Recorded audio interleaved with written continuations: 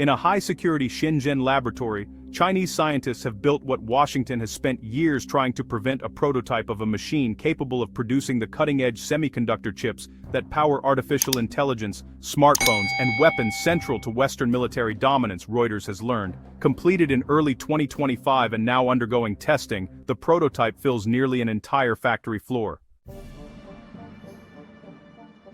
It was built by a team of former engineers from Dutch semiconductor giant ASML, who reverse-engineered the company's extreme ultraviolet lithography machines, or EUVs, according to two people with knowledge of the project. EUV machines sit at the heart of a technological Cold War.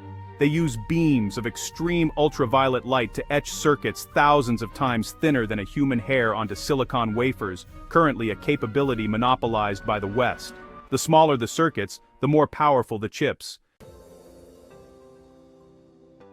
China's machine is operational and successfully generating extreme ultraviolet light, but has not yet produced working chips, the people said. In April, ASML CEO Christophe Fouquet said that China would need many years to develop such technology. But the existence of this prototype, reported by Reuters for the first time, suggests China may be years closer to achieving semiconductor independence than analysts anticipated. Nevertheless, China still faces major technical challenges, particularly in replicating the precision optical systems that Western suppliers produce. The availability of parts from older ASML machines on secondary markets has allowed China to build a domestic prototype, with the government setting a goal of producing working chips on the prototype by 2028, according to the two people. But those close to the project say a more realistic target is 2030, which is still years earlier than the decade that analysts believed it would take China to match the West on chips. Chinese authorities did not respond to requests for comment. The breakthrough marks the culmination of a 6-year government initiative to achieve semiconductor self-sufficiency, one of President Xi Jinping's highest priorities. Until now, only one company has mastered EUV technology, ASML, headquartered in Veldhoven, Netherlands. Its machines, which cost around $250 million, are indispensable for manufacturing the most advanced chips designed by companies like NVIDIA and AMD, and produced by chip makers such as TSMC, Intel, and Samsung.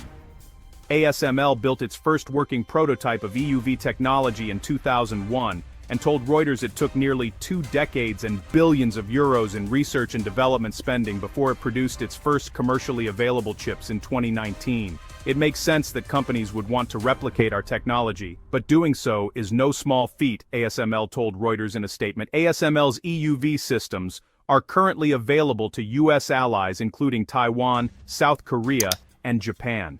Starting in 2018, the United States began pressuring the Netherlands to block ASML from selling EUV systems to China.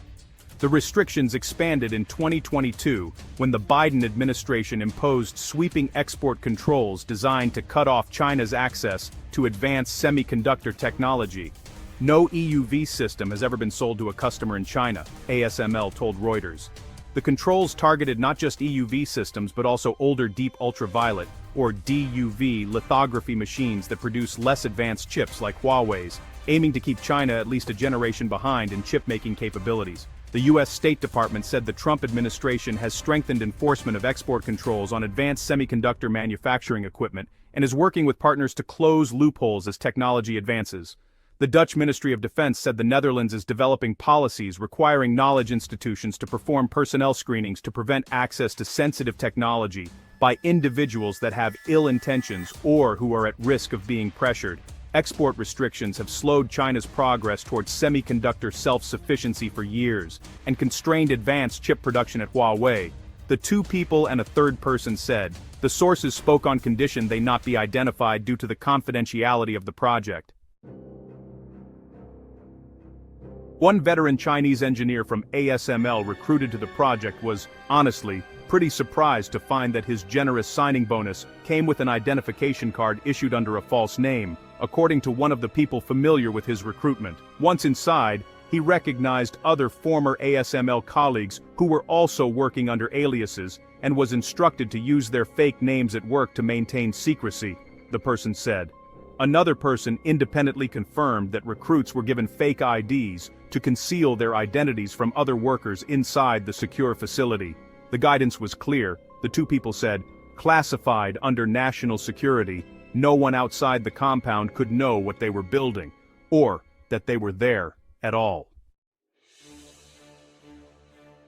The team includes recently retired, Chinese-born former ASML engineers and scientists, prime recruitment targets because they possess sensitive technical knowledge but face fewer professional constraints after leaving the company, the people said. Two current ASML employees, of Chinese nationality in the Netherlands, told Reuters they have been approached by recruiters from Huawei since at least 2020.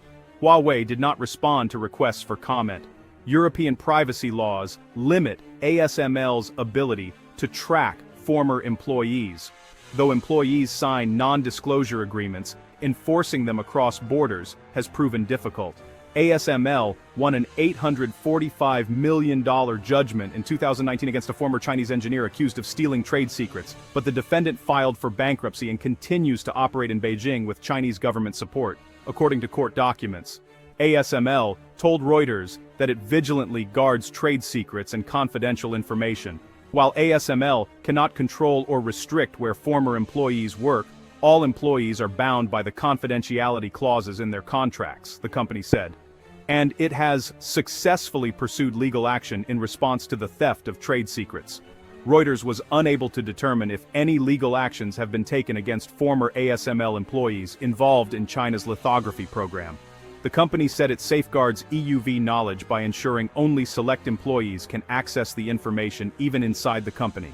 Dutch intelligence warned in an April report that China used extensive espionage programs in its attempts to obtain advanced technology and knowledge from Western countries, including recruiting Western scientists and employees of high-tech companies. The ASML veterans made the breakthrough in Shenzhen possible, the people said.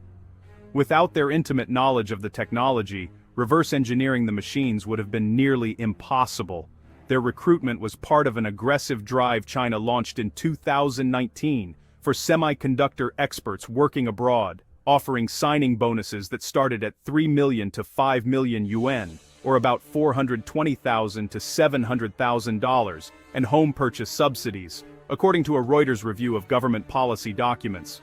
Recruits included Lin Nan, ASML's former head of light source technology, whose team at the Chinese Academy of Sciences Shanghai Institute of Optics has filed 8 patents on EUV light sources in 18 months according to patent filings. The Shanghai Institute of Optics and Fine Mechanics did not respond to requests for comment. Lin could not be reached for comment. Two additional people familiar with China's recruitment efforts said some naturalized citizens of other countries were given Chinese passports and allowed to maintain dual citizenship. China officially prohibits dual citizenship and did not answer questions on issuing passports. Chinese authorities did not respond to requests for comment. ASML's most advanced EUV systems are roughly the size of a school bus and weigh 180 tons. After failed attempts to replicate its size, the prototype inside the Shenzhen lab became many times larger to improve its power, according to the two people. The Chinese prototype is crude compared to ASML's machines but operational enough for testing, the people said. China's prototype lags behind ASML's machines, largely because researchers have struggled to obtain optical systems, like those from Germany's Carl Zeiss AG, one of ASML's key suppliers, the two people said. Zeiss declined to comment. The machines fire lasers at molten tin 50,000 times per second, generating plasma at 200,000 degrees Celsius. The light is focused using mirrors that take months to produce, according to Zeiss's website.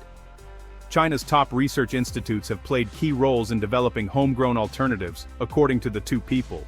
The Changchun Institute of Optics, Fine Mechanics and Physics at the Chinese Academy of Sciences, or CIOMP, achieved a breakthrough in integrating extreme ultraviolet light into the prototype's optical system, enabling it to become operational in early 2025, one of the people said, though the optics still require significant refinement. CIOMP did not respond to requests for comment. In a March online recruitment call on its website, the institute said it was offering uncapped salaries to PhD lithography researchers and research grants worth up to 4 million yuan, or about $560,000, plus 1 million yuan, or about $140,000, in personal subsidies. Jeff Koch, an analyst at research firm SemiAnalysis and a former ASML engineer, said China will have achieved meaningful progress if the light source has enough power, is reliable, and doesn't generate too much contamination. No doubt this is technically feasible, it's just a question of timeline, he said. China has the advantage that commercial EUV now exists, so they aren't starting from zero. To get the required parts, China is salvaging components from older ASML machines and sourcing parts from ASML suppliers through second-hand markets, the two people said. Networks of intermediary companies are sometimes used to mask the ultimate buyer, the people said. Export-restricted components from Japan's Nikon and Canon are being used for the prototype, one of the people and an additional source said. Nikon declined to comment. Canon said it was not aware of such reports. The Japanese embassy in Washington did not respond to a request for comment.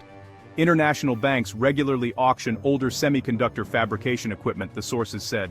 Auctions in China sold older ASML lithography equipment as recently as October 2025, according to a review of listings on Alibaba Auction, an Alibaba-owned platform. A team of around 100 recent university graduates is focused on reverse engineering components from both EUV and DUV lithography machines, according to the people.